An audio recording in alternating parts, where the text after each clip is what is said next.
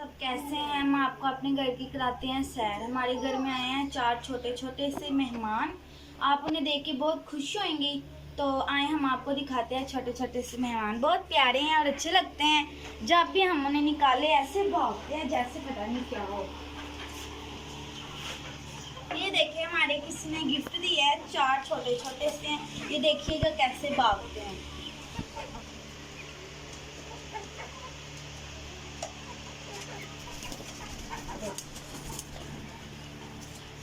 कितने प्यारे भागते ऐसे जैसे पता नहीं क्या हो।